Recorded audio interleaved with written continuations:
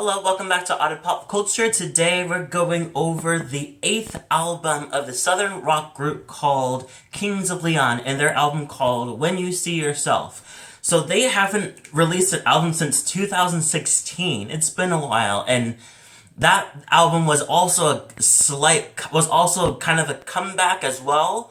So, a little information inside of it. First of all, I am a huge fan of Kings of Leon. I follow. I think I watched like a documentary of them too, like making their stuff, like having their background of who they are, how they grew up, and like touring their hometown direction. And I really loved it. To the point where I went backwards to see their 2003 and 2005 albums, which came out before they got mainstream. And I love them too, and it just much more raw on that one. So when I feel like people kind of got into them around 2008 when it came, with their fourth album called Only by the Night, and that one had Sex on Fire, that had You Somebody, those type of ones that had like really brought people into them. So yeah, and I fell in love with them at that point too, and I had to go backwards to kind of get into them. But yeah, I love them. I still love them all the way on. And the last album before they took a break was Coming Around Sundown, and that they took a break because the lead singer Caleb, he pretty much had an alcohol issue, and he completely just, there was like one time on a stage where they were touring, and he was just so drunk that he threw up on stage or off stage, but he came on stage and he was just a hot mess. And his brothers, who's part of the group, were not so happy about it. So they took a hiatus to fix that up, and they came back with Walls in 2016, and it was just, you can definitely see what they were talking about. Like, you could tell from Mechanical Bull and Coming Around Sundown that they were still making great music. We can see there's a bit of a slur to how he was singing, and then you came to Walls, and there's a complete crisp vocals that he was bringing, and it was insane. And so that one kind of cleaned up everything and gave you the idea of what's been going on since.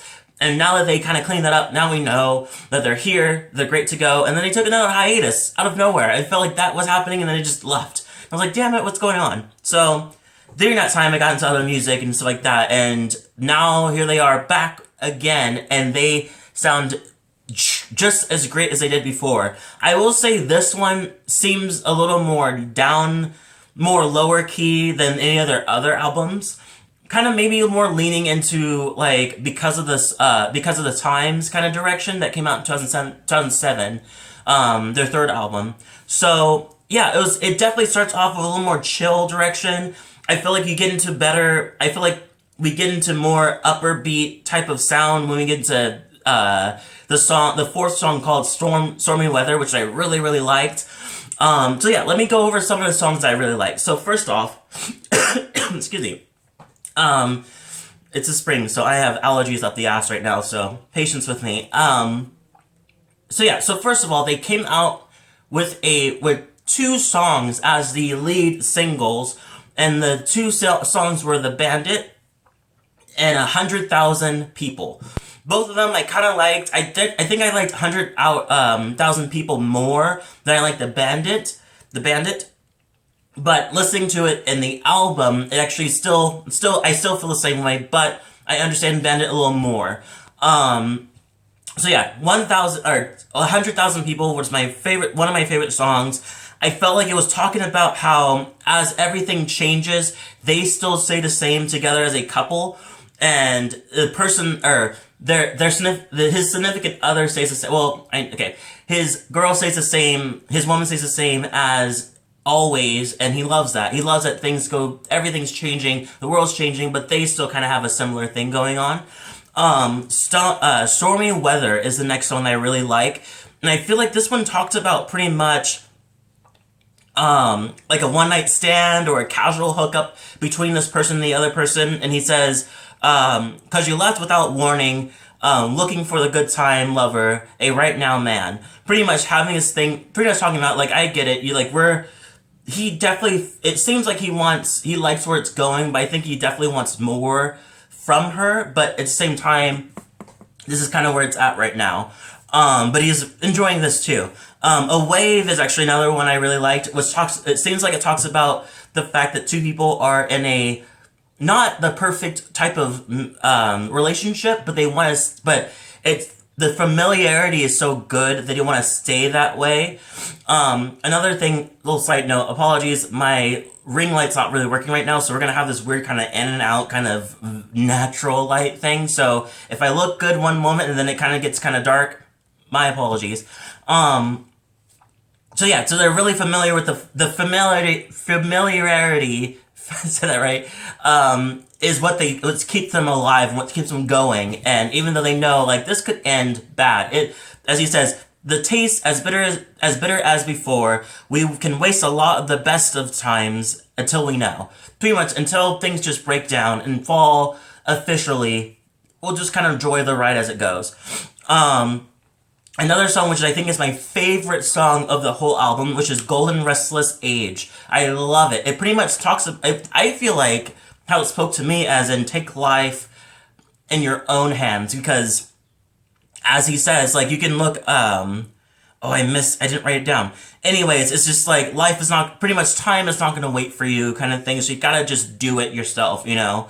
And I loved it. I love the sound. The production's really, really nice. The whole album feels like they haven't really missed a beat. They just definitely seems like a more kind of a slow burn type of ride. Supermarket, which was originally written in 2009, which is funny because it probably was going to come out in the Coming Around Sundown. So it's interesting to see that it's like in this one after 2 albums between those two, or 1 album between the 2. I really liked it. I love the sound. I thought it was really nice. I feel like it's talking about him getting clean, which actually makes a lot of sense due to the fact that it would come around that time. And he's like, I feel like it's about him getting clean and so he can be around other people and be around his significant other, and just so we can be together, I can be my actual self, but I need to get clean first. Echoing is another one I really, really liked. I felt like it was really nice. I don't really know what it's about. It's a second single, technically second single to the album. And I really liked it. I just didn't really understand what it was about. And then finally, the final song, Fairy Tale, which was another one I really liked. It talks about this idea that it feels like it's after, like post breakup, and pretty much saying that he understands that inconsistency of her love is pretty much just really doesn't do so hot, as he says. My brain's complete shit right now. Anyway, but it pretty much says like with the idea that it's just like things aren't working, so they're gonna go on their own little ways, and pretty much with the idea of he can't wait till he can see who she becomes outside of their relationship, who they are. And he also can't wait for himself to kind of bloom as well, too. And so it's kind of nice, little cute little, like, sad, but kind of hopeful, like, farewell to the whole album. Also farewell to his, like, girlfriend or wife or whatever.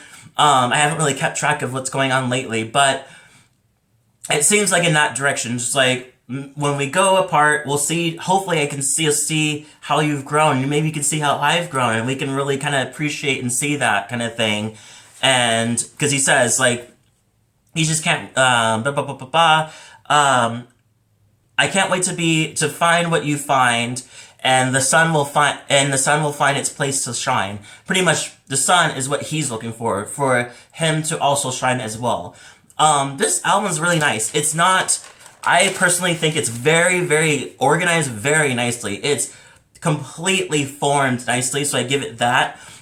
I definitely don't think it's my favorite album. I don't really know if I will go back and forth with it. I might find some ones and take it for myself, like A Wave and Golden Restless Age. Definitely gonna get on replay a lot, and Stormy Weather actually too. So maybe I will. But yeah, that's pretty much it for this. I give this album a 8 out of 10. Leave a comment below to tell me what you thought. If you liked it, let me know. If you didn't like it, let me know. If you like this video, hit the like button, the subscribe button, and hit the notification bell so you can get more of my videos. And I'll see you all in the next video.